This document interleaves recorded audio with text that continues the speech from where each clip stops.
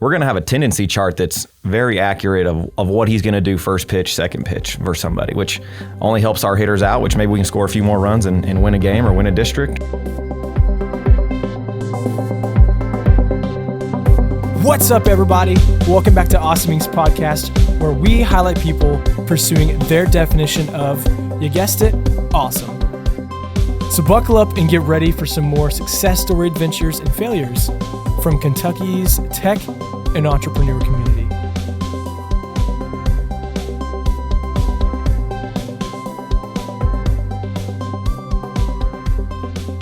What's up, studs? Thanks so much for joining this episode of Awesome Inc. on our podcast. I'm pretty pumped. So we got a room full of professional athletes. We're all laced up in our cleats, signed by Nike, our stirrups, our baseball pants, and of course, everyone's favorite, sick fighting sleeve. I'm just kidding. Fighting's not a brand I use anymore. But this is going to be a cool podcast. I'm pumped because I played high school baseball, and that's where my athletic journey ended. And I'm here with some talented guys who are actually bringing some baseball and startups to a very cool intersection. So Tommy, Justin, Jesse with Zone Tracks are here at Awesome Inc. And this room feels a lot of testosterone going on. I'm excited. And to kick it off, Justin, you're across the room from me. Tell me your favorite baseball movie of all time. You know, if I had to choose, which would be really tough, the first thing that comes to mind is Rookie of the Year, but I'm going to stop right there, and I'm going to tell you it's A League of Their Own. A League of Their Own. What a performance by Tom Hanks. One of the most famous quotes in baseball, which is, "There's no crying in baseball." That's good. Tommy, what about you, man? Bull Durham all the way. Kevin Costner, love that one. Even I think it stands the test of time as well. You know, it's 80s, so it's been around for a long time. And even watching it this year, it's amazing. I feel like I watch it beginning of baseball season every year. All around just awesome movie. Sweet. And last but not least, Jay? A little older than that, Field of Dreams, you know, out there mowing his corn so that they can play ball and bring all those old school players back in. No, I love it. So guys, tell me how did this group of founders come together? Was it through baseball? Was it through a random coffee shop meetup? How did the journey of Zone Tracks officially start? It started me and Matt. He wasn't able to get here today, but me and Matt coached baseball at Henry Clay, and we were really struggling in the zone, and the hitters just struggling communicating to each other, struggling communicating to coaches, and we weren't making any progress. And we started drawing stuff up on a napkin one night, and it just kind of kept piling on, and we started talking to people about building out an app. And Justin works with me at Lafayette, so I kind of was spitballing off him because he's a smart guy, you know, I want to get his input. And he kind of jumped on board, and then he kind of started asking Tommy questions when Tommy left teaching, and we knew he was getting into the app business, and he didn't really know what we were up to, but we were testing him. And then we're like, okay, it's time to go ask Tommy, get our fourth guy on board and get this thing rolling. That's so sweet. So let me ask you this question real quickly. So you teach at Lafayette, but you coach at Henry Clay. Yeah. How's that local division treating you? It's real tough when we play each other, but the rest of the time it's a blast. I enjoy being at Lafayette and then having the ability to leave and go coach a team that I don't see them all day long. So it's a big fun time. I totally get that. Justin, Tommy, either of you guys want to chime in about how y'all met? If there's anything in that juicy story that wasn't mentioned. Yeah, me and Jesse actually go back quite a ways. I think about the time he started coaching baseball was around the same time that I started umpiring baseball. And so a lot of our interactions were on the field, and I just thought he was a really cool guy. And then Jesse was teaching. I was still in college. I was right at the end of it, and I had to do some observations. Had to go to Lafayette with Mr. Peters. Well, then I just knew him as Jesse, so I didn't really think about it. You know, otherwise, showed up and there's Coach Peters. I'm like, dude, what's up? So our friendship kind of grew over time, and then I got a job at Lafayette. Like you said, we spent a little more time together. We coached together, and just to reiterate what he said, we just kind of bounced some ideas off each other, and it grew from there. And I was actually paying attention at one of the meetings at the end of the year for school. And during this meeting, they talk about, they say, hey, here's the good news, and here's what other people are doing, or if there's any changes being made. And one of the changes was Tommy was leaving. And one of the things they talked about was he was going to go do app development. And that just kind of caught my ear. And so when, like Jesse said, when I got an opportunity to ask him about it and pick his brain about it, then we kind of knew he was the guy.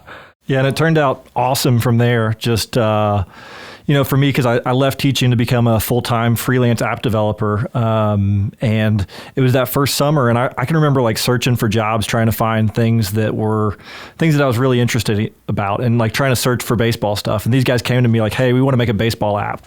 And it's like dream come true for me. That's exactly what I want to be doing, combine baseball, that's been a huge passion of mine since I was a little kid, with app development. That was like my new thing that summer. So it was just so cool to be able to build a baseball app, because it's something that I'd wanted to do for a long time. Very nice. So real quickly, what's everyone's baseball background? I'll go first. I played high school ball, was a pitcher catcher, came to UK, played a little club ball, and now I've been coaching for 10 years over at Henry Clay. Yeah, I high school, played since I was a little kid, even as far back as Little League. And when I got to college, it just wasn't something where I went to UK, I was a little bit of a smaller guy, decided to opt out of the playing days and opt into the umpiring days. Yeah, and I, from Lexington, grew up here. So, all the way Little League over at Eastern Little League, played high school ball at Lafayette. And then went on to play at University of Kentucky, played 4 years there, and was part of the only team to ever win the SEC championship there. So that was a really cool year back in 06. We're not worthy. And then ended my career back in 08, was my senior year there. Got into coaching, coached at Bryan Station for a little while, coached at Lafayette for a little while. Got out of coaching after my second kid was born, and then actually after a 12-year hiatus, got picked up professionally this year to play for the Legends. That's right. Again, we are not worthy, dude. Yeah. We are not worthy. Here he is, the golden arm of Lexington. So, yeah, and they've got the Legends and the Leyendas, and then the Florence Freedom and the Florence Y'alls in this Battle of the Bourbon Trail. And it's been probably one of the most unique years in baseball, especially for me to have not played for 12 years and then to step in with guys that are, a lot of these guys that are, just out of playing in the big leagues or currently, playing AA ball. It's been a really wild experience to be able to go in and play for the Legends this year, after, like I said, not playing for 12. Well, all I can say is that is so impressive, man. To take a 12-year hiatus. If anyone's listening, let me go ahead and tell you now, if we had a tech malfunction and this shuts off, you are never too old. So never too old. With never that, too old. Let's go ahead and jump in about your company. So you guys pitched at August 5 Across, again, talking about a unique situation. Really cool that our community was able to come to the Legends Stadium at Whitaker Bank Ballpark and hear you guys pitch. You guys were decked out in Legends jerseys. It was a cool moment, and to actually pitch a business pitch about your startup from the pitcher's mound. Again, wow, this baseball theme is getting real. So you guys talk about Zone Tracks. So this is an analytical app that allows teams to easily record and save stats for opposing players, your team, and it's all at the tap of your fingers. So no more tracking books, no more probably radar guns, all that good stuff. So you guys are to be used in pregame, during the game, and postgame, so the way most sports teams watch film or whatever, and you're looking to have an advantage over your opponents, not like the Astros. And that, I'm going to leave it there. Not like the Astros. Again, for everyone who was not at 5 Across, I would like for you guys to almost walk us back through your pitch. And I know you guys had a few problems that you identified.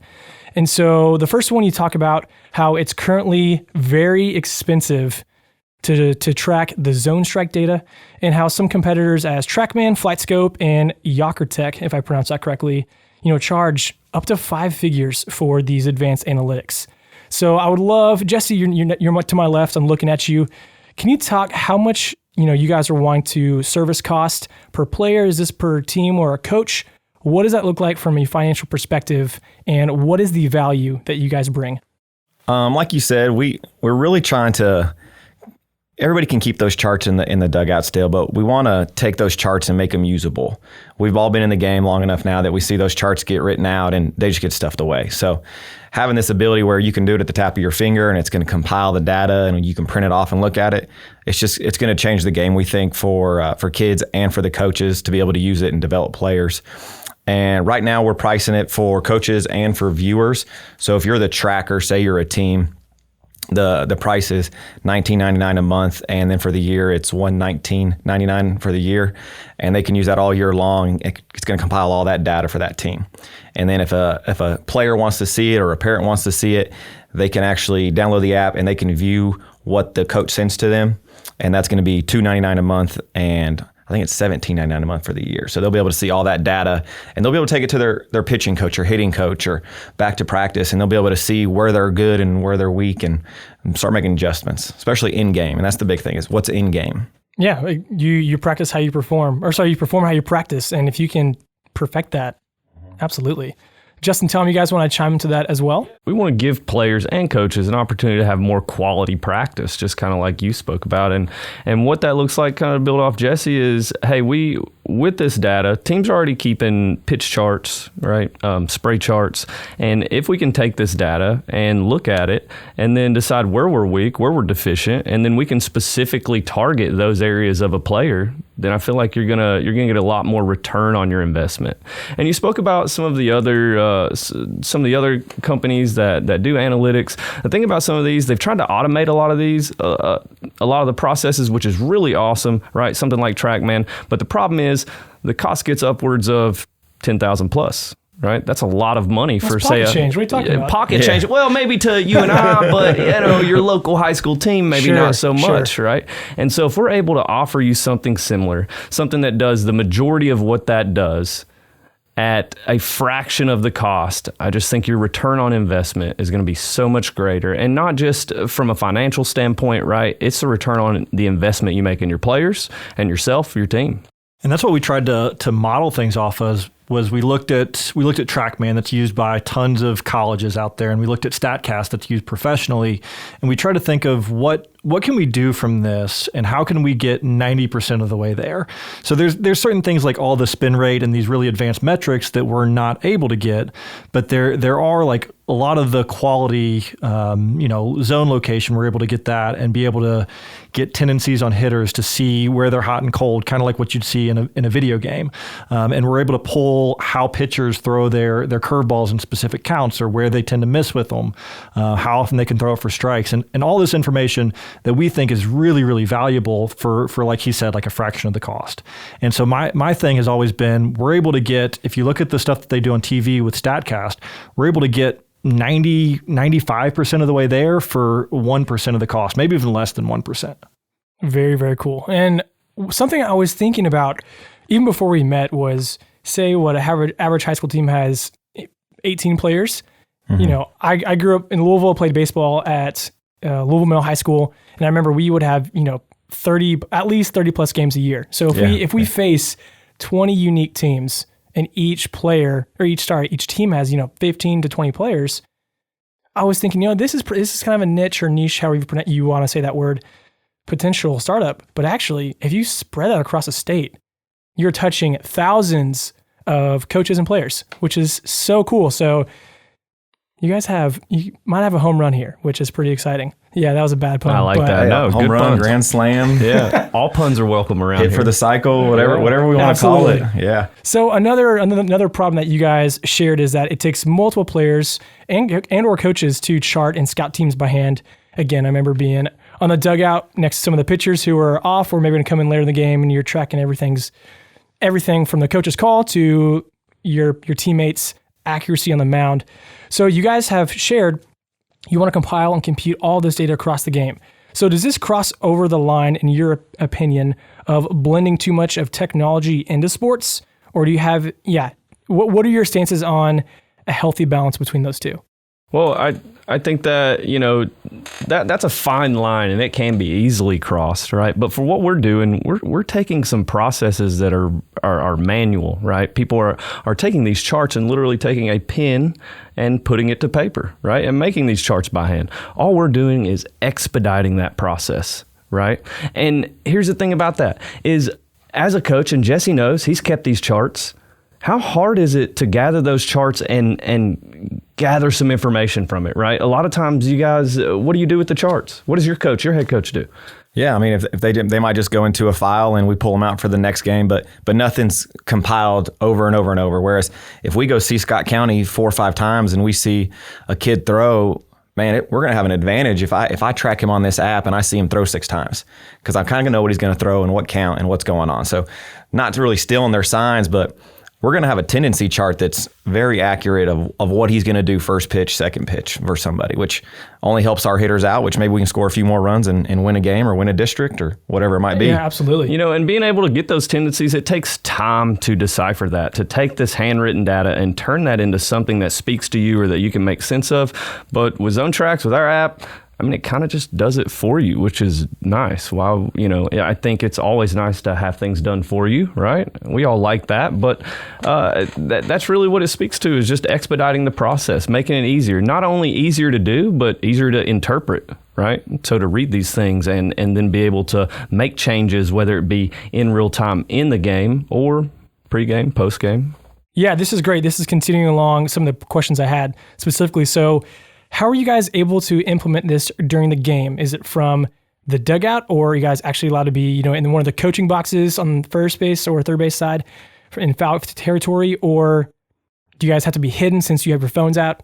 Because again, someone who is unaware might think, oh, they're stealing signs, they're recording videos. How would you guys combat this as you talk with a potential client, which could be a coach or maybe a school's AD? High school wise right now, we found out, I mean, the best way is if there's a camera coming over the pitcher's shoulder, because you can really see the zone that way. But we've been tracking the college league and some other games, and sitting behind home plate, left or right, you have the ability to track the pitch. You can know what the pitch type is usually most of the time. And if you miss the pitch type, it's okay. If somebody's there with you and you can use the radar gun, you can actually throw the miles per hour in there. So you're catching all that data. And you can do the spray chart. So one guy, maybe 2 guys, can track the entire game from behind home plate. And the way ours works is we can instantly send it to somebody in the dugout if they want to see it. Other than that, that's the only way they're going to get it. But Sure. We were talking to a lot of college teams, and they're not allowed to use technology in the dugout. So anything that's kept in the college, it's kept, and then they get to use it after the game. Okay. So that's their way.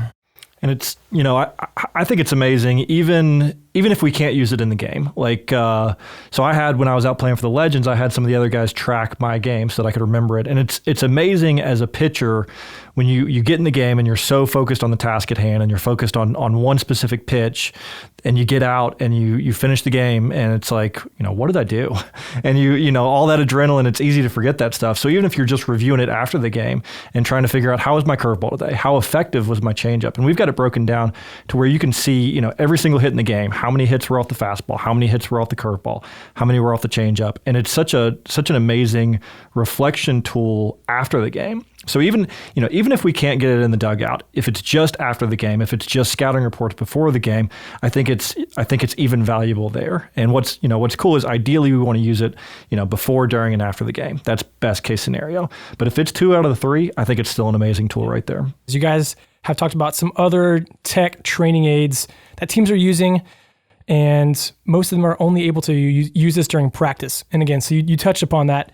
And as you guys move forward, and you'll have smashing success. So as your guys are growing on a rapid pace, how do you plan to talk about that with, you know, coaches or whoever is in control of the, what is it, KHSAA and all of the rules? Yeah, I'm trying to remember that acronym from years ago.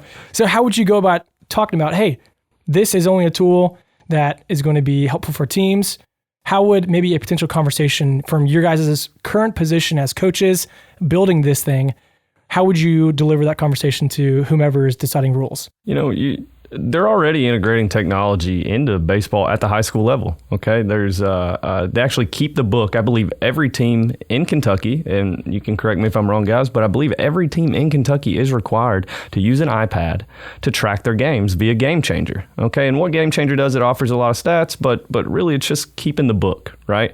And I believe the need was that, hey, we're trying to track pitch numbers for pitchers. We don't want kids throwing too many pitches in a week or whatever that set time may be. So that's why they implemented that, and it allows them to have a lot more transparency, right, into how many pitches kids are throwing. So from that standpoint, I think there's an interest in integrating technology in the game. I don't see that as people trying to stay away from it.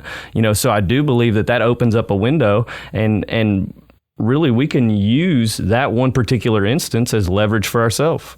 Yeah, player safety, that's huge. Yeah. And with us, it's not about just pitch count. You'll get that with us, but there's so much more data that they could find useful about their players in Kentucky, right? And, with that being said, I'm going to pass it off to Tommy or Jesse and see if they have any input on this. So. This is good stuff. I think adding this in, if we can talk to Kentucky high school about this, I think it's a different stat that we want to keep. We'll keep the batting average and all that stuff, but nobody's tracking what somebody does in game in the zone.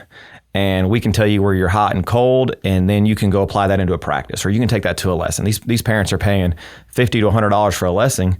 Oh yeah, I used to take hitting lessons from Chris Burke. Yeah, back in Louisville. Now you can walk in there, you have your app, and you're like, hey, here's where I'm not hitting well. Here's what I've done this season. Here's where I've done this game. Here's where this guy got me. Same thing, pitching guy. Hey, this guy's going in. He's throwing great. Hey, I missed here and I gave up these hits. Well, hey, where were you spotting up on that curveball and stuff? So what's your aim point where you're throwing? So I think it's just what we're going after is going to change, kids' IQ. It's going to help them learn more about the game and hopefully develop quicker and get more out of a lesson. Sweet. Well, I'll let you guys know when I have my 6 sons and they're all going up in the league, they'll use this. Absolutely. That's what we want to hear right there, man. So do you guys currently have any clients that are using this, or are you guys still in beta mode? What's the current state of Zone Tracks? We're still kind of in the beta mode. We had the college league using it, and we'd go out there and we'd track the games for them. So we'd be up at LCA tracking it, and then me and Tommy went and talked to some of the guys, and they seemed super interested. We were letting them just check it out for free, and some of the kids were always wondering what they were doing in the game and stuff. So I think as it grows and kids and coaches figure out what information it's telling them, I think that'll be the big thing. Because some kids and some parents still look at it and they're like, I don't understand the analytics that you're telling me yet. So I think as it grows and we can explain to them what they're looking at and how it can benefit them, I think that's when it's going to really jump off. Really cool. I think even when you just said that, my mind thought of this is a great way for high schoolers, kids from 14 to 18 who think adults and coaches are ancient. Mm-hmm. That's going to be an easy way to help close that age gap. Yeah, I think kids respond well to seeing percentage and seeing an image and really seeing what's going on compared to a coach being like, hey, I feel like you're doing this in the box. Well, here, now I got something that's guaranteed that says what you're doing. That's great. And I think that's a great segue into us for the fall as colleges are ramping practices back up, because now what we can do is we can go to these players that we're playing in Lexington and we can send their coaches these reports and say, hey, this is how your player pitched this summer. This is what they need to work on.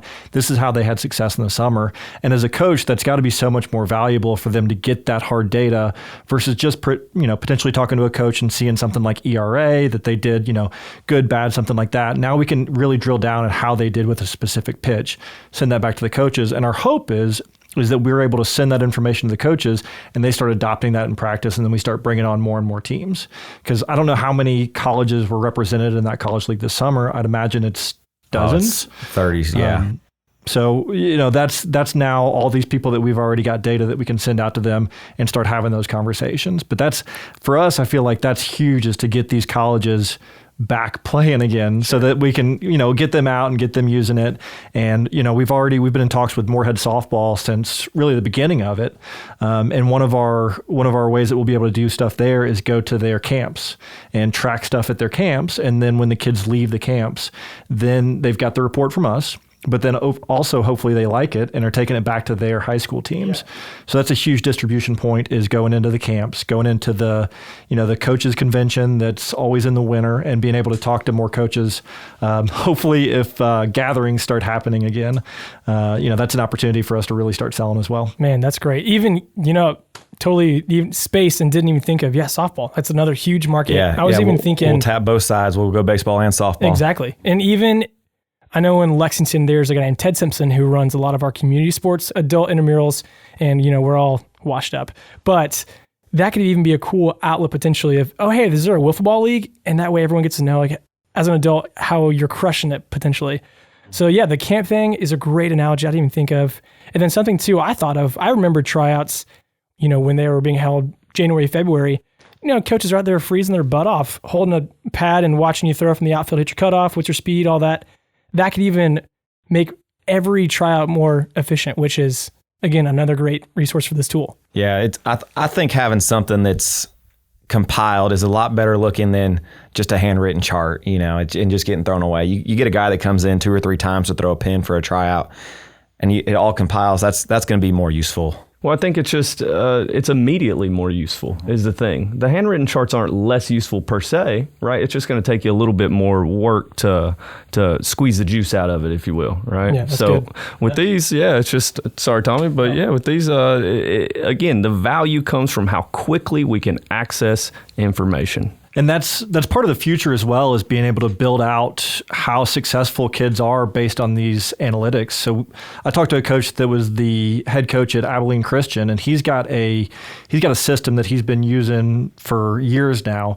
And basically what it does is it takes metrics similar to what we're doing and puts a rating on pitchers. So It gives them kind of like the quarterback rating that you see in the NFL, and it gives them a number rating.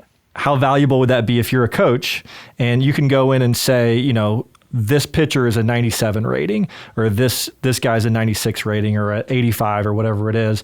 And it takes a lot more into account than just velocity, because we see so much based on speed, because that's where the numbers are at. But now we're able to put a number with everything else, with all the other things. And as a pitcher, it's so important to have, good movement, good location, and we're able to quantify those metrics now and put those into a rating versus only having speed measurements. Man, that's so cool. Yeah, that's great. And I feel like I've almost gotten a full educational lesson on how do you become an efficient modern baseball coach. This is great. One thing I'll touch off on what Tommy said was that he reached out to a coach and got some input, and this coach already has his own system. And we think that that's something that will be really valuable to not only us, but the coaches as well, as we have the ability to start to tailor some of these charts or whatever metrics they want to know or whatever information they're trying to figure out about their players. We have the ability right now to take that feedback from coaches and implement that into our app, which they could use. So they can kind of get out of this what they want. Yeah, that's good stuff. So guys, last 2 questions. These will probably be around the table, around the horn, as I like it. So what is the end goal for this team? That's what you guys are. You're a team building a really cool piece of software to revolutionize high school sports. What's the end goal for you, and how would you define success as a company and maybe individually as well? I think as a company, if people start picking it up and start using it, that's obviously going to be a goal and success. But seeing these kids use it and seeing success stories. You take a kid that maybe he's a good hitter, but every once in a while he goes 0 for 4. Well, we can track. You went 0 for 4, but you didn't strike out. You hit seeds and somebody caught it. So now your mental game's different. So that guy goes from maybe a 300 hitter to a 350 hitter. And again, you're scoring more runs, you're changing the lineup, you're more effective. So how can we help all these youth players learn more about the game and change their abilities quicker and get ready for college? Yeah, I think the end goal for us as a business is to help kids get to college or really just reach those baseball dreams, whatever it is. As a baseball player, guys, we just want one more day. We want one more game, one more pitch, one more at bat, right? And if we can be a catalyst for kids to be able to get that one more at bat, that one more game, right, and really reach their goals, I think we are successful. And individually, I really just hope that I can continue to grow. I really hope that I can continue to grow as a person and continue to work with Jesse and Tommy and Matt. And really, I'll see a lot of my own personal growth from seeing these guys succeed and us as a group as well. Yeah, and I love what Jesse said really in the beginning. Like the very first thing he said about, why did we start this app was they wanted to get better. They wanted to improve their team. And then the end goal is that same thing, is to make those players better. And so when we think about this, it's neat that the very beginning of it is to improve players. But now we're able to scale that up to where instead of improving, 15, 20 players, however many are on your team, now we're able to scale that across the country and reach millions of players. And so I think that's so cool. And it's amazing to me how much the game has changed by tools like this in the last 4 or 5 years. I heard somebody, I can't remember who it was, but they said the game's changed more in the last 4 years than the previous 40. And I'd love to see us change along with it. That's what I think success would be, is to see these players that are up and coming and they're like, what's my zone tracks data? That would be amazing for me if I go back out and I play for the Legends 12 years later and all those guys are now using zone tracks and looking at it and seeing it there. So I think that's a huge part of it. But then also like, and I think personally success for me, like I mentioned us going out to Moorhead, and what I thought was so cool was just being there, and we were, we had a screen set up behind home plate, and they're scrimmaging at Moorhead's practice, and I've got my laptop sitting there, and I'm like actively coding the stuff so that we can tailor it for their improvement. And I thought that was such a cool thing, like for me to be at a college practice working on building a tool for them, like that's already like a huge success milestone. And as we can grow that and be an analytics team for high school or for colleges or whatever it is that we end up doing with it. But I feel like that was such a neat thing to do that 1, 2, 3 times, however many we did it. But I want to see that expand and happen more and more. And so that's a huge goal as well. And then guys, my favorite question, this is what this all ties back into. So other than Tommy, because he's the one proving this, that you're never too old to do anything, what's the one piece of advice you guys would like to give any entrepreneur? Because again, you started a startup, you're wanting to help entrepreneurs grow, but you're also wanting to make people see the value in what you're offering. So what's your one piece of advice for our community? If I had to say anything, I'd give people 2 words, and it'd be take action. That's the biggest thing. You can have an idea, you can have a great plan. The biggest thing that we did was take action. Hey, we need to start an LLC. Cool, Jesse's going to get the paperwork done, right? We need to change that on the app. Bam, Tommy's there. And I will also commend these guys. These guys are go-getters, right? And they are take action people. And I can pull from those positive qualities, but that's what I would tell people. Get out there, take action, go do it. I come from a family of entrepreneurs, and they just tell you take a risk. If you believe in it and you love it and you think it's going to work, you think it's going to help people, take the risk. What's the worst thing that can happen? You fail and you start over. It's all good. Don't worry about it. I think that's it. Just have some guts, and if you fail, you fail, but you'll learn from it and take that risk. Do I get to chime in on this one as well? Yes, you do. Okay, nice. There's an old saying that's if you want to go fast, go alone. If you want to go far, go together. And it's so cool for me. Like Garrett, I talked to you. Like I'm a huge fan of the podcast. Hey, can we get on the podcast? And here we are. But for me, it's amazing. Like to be able to reach out to people and collaborate via Zone Tracks or via Moolathon or via whatever app that I'm building at the time. But that's for me is like the biggest thing is find people to work with. It also makes been a huge part of that for me and for tons of other companies. But to be able to collaborate and to work with other people, I think that's the coolest thing, because it's a little bit over a year ago that I'm going out on my own as a freelance developer, and I'm literally the only person in my company, and it's so cool what that's morphed into now to bring everybody else now that's a part of it. And really probably me being a part of their company more than anything, but